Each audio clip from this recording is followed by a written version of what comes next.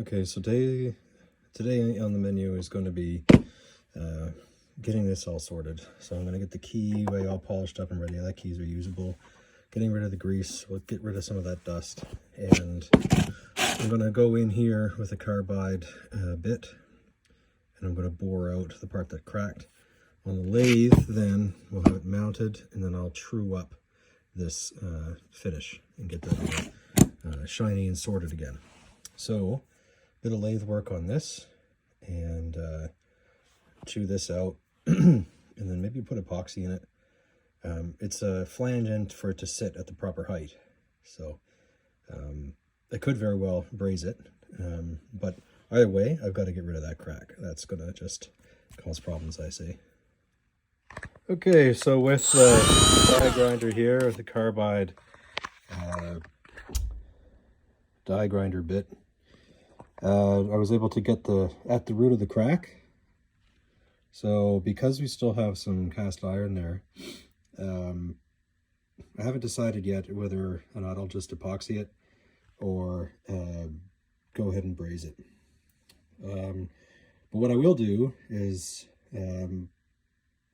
well, I guess I gotta think about what process is best here. If I am going to braze it, then there's no point in me really turning it down, because I'll be able to do that in one swoop, because I have to pull that edge back. And perfect from the Imperial side of things, you've got a new set screw to push that back down, so excellent. And this is another spot for oil. When this came here, it was covered in grease. So, yeah. Okay, so with that process done, I think we're in a much better position. I took the die grinder and made a little chamfer around that opening in the center as well for the shaft, just in case stuff got bent. So, we'll park this for now. Haven't decided yet whether it's going to be epoxy or not. And get going. I guess the next big thing is going to be the gearbox. Actually get back into that. All right, so last time I was into this piece, it has braze and rethread on there. I need to get these out if I can. Some of them will be damaged, and those will need to be plugged and fixed. So it's the braze component, and then retapped. Or I can just go in and make new holes and then plug all those, which might be the easier route for the time being. One here, one here. That actually might be the easiest. Just mill a channel off. Anyways, it would still have to come out. So it would have to, well, maybe it wouldn't. Anyways, I don't know. I gotta work on that. And this, that seems ready to go. Nothing wrong here on the shafts for that section. So this part here is what connects with the spindles up and down quill action. So almost getting close to reassembly. So my plan switched up once I realized I was going down the same path of breaking drills, or about to anyway. So I bored a conical hole through the pilot hole that I actually drilled in, smashed the wrench, or not the wrench, the screwdriver and the flathead, and I am actually turning this now. Bit by bit, it's coming out. So that's pretty sweet. I'm going to keep going here. And this added to another way to remove a bunch of stuff. And here we go. I think I slightly damaged my Philo wooden screwdriver, but it's the right tool for the job. All right, here's the piece.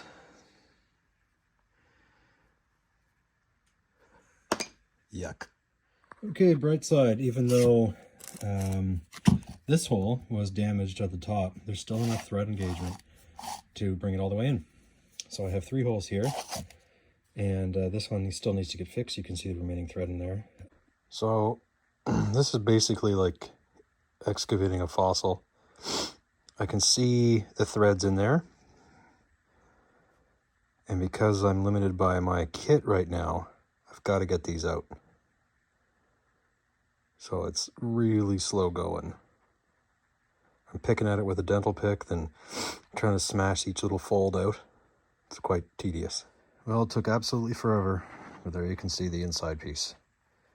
My threads are still missing on one side, but maybe some epoxy will do that, and that way I don't have to actually braze it. So even though we're missing threads from the bore out attempt at the beginning, there's just enough threads on the inside to make this good to go. So I'm going to epoxy JB weld all of them, or rather maybe some red Loctite once I clean everything up. And then I can go through and deal with these. Awesome. Double bonus on this. It turns out my British set, I do have the right one. It's not 9/16, it's 1/2. So I'm going to just re-thread these as part of the process, and now I know I have the right tap if I need to make a new one. Sweet. Perfect.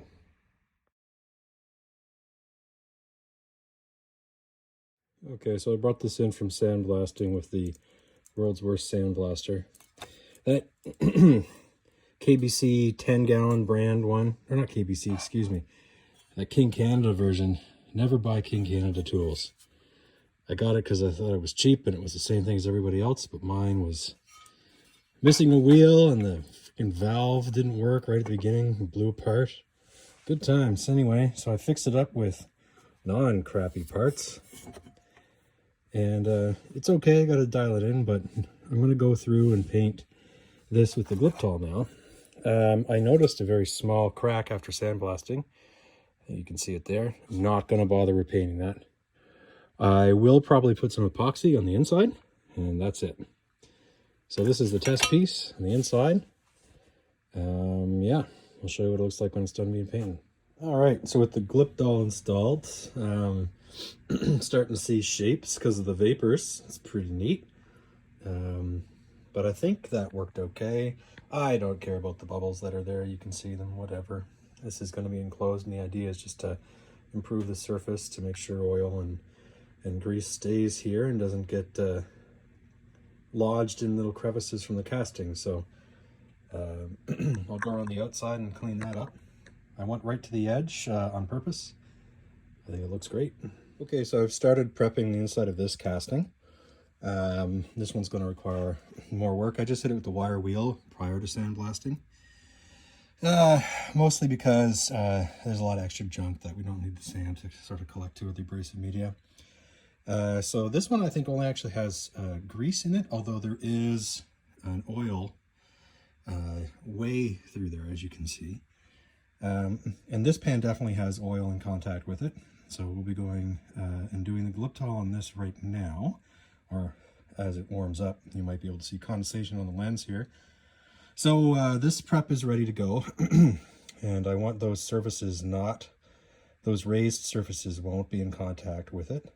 And this one needs a gasket, a proper gasket, so I won't paint the edges here with Gliptol either.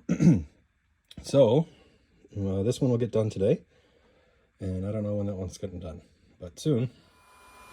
Okay, here we go with the second piece. I find with the heat gun, I can get rid of a lot of those little tiny air bubbles, almost like working with epoxy. So once it's all in there, just help this cure, and that will be at least this side done.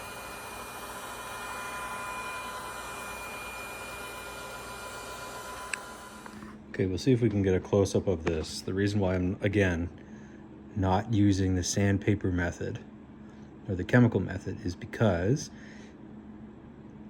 the piece itself is very, very, very thin relative to the stamping, and the height for the letters is so minimally off the surface that the sandpaper grains will cut in, the chemistry will wet in, so you can kind of see the outline here, And that's what I've been following. I just sort of follow the path, and then it's soft enough still that it has some flex, and then other times it'll just pop off and sort of follow that contour. So it's tremendously slow, but it is working.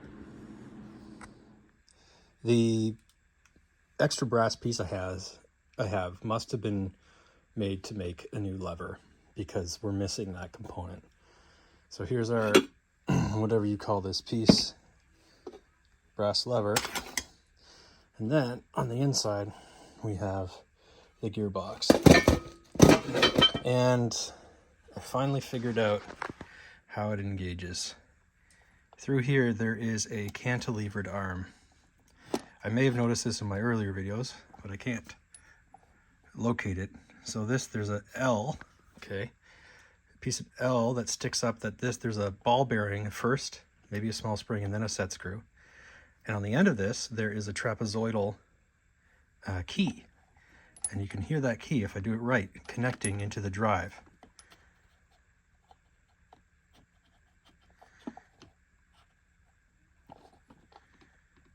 I gotta find the gears first. So we know there's one down there that's blue.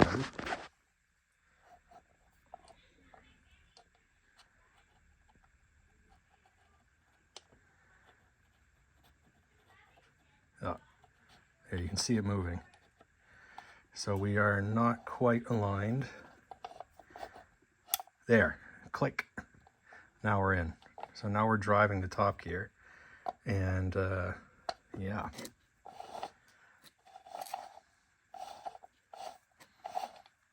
And we should be able to locate the next gear.